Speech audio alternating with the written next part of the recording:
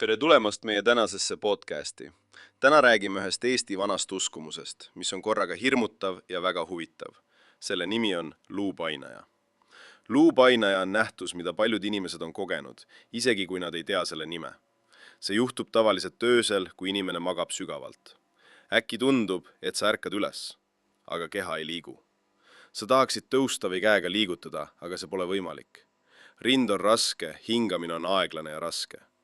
Mõni inimene tunneb, nagu keegi istuks otse tema rinnal. Vanasti usuti, et see on luupainaja, olend, kes tuleb öösel inimese juurde. Mõnikord arvati, et ta on surnu hing, kes ei leia rahu. Mõnikord arvati, et ta on inimene, kes unes rändab teise juurde. Ja mõnikord lihtsalt halb vaim, kes otsib nõrka hetke. Luupainaja kogemuse ajal võib inimene näha ka varje või tumedaid kujusid. Need ei ole selged ega teravad, pigem nagu udu või suits, mis võtab korraks kuju. Mõni näeb, kuidas vari liigub aeglaselt voodi poole. Teine tunneb, et keegi seisab tema kõrval. Kõik tundub väga tõeline, kuigi keha ei kuula sõna.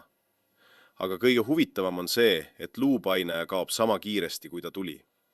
Ühel hetkel on surve rinnal, vari toas ja hirm südames. Ja järgmisel hetkel saab keha jälle liikuma.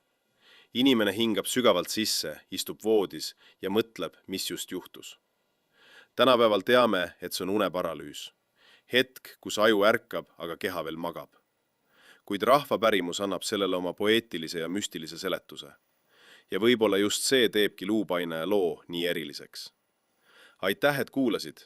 Loodan, et sul tuleb täna öösel rahulik kuni. Ja kui mitte, siis vähemalt tead, mis see kummaline tunne võib olla.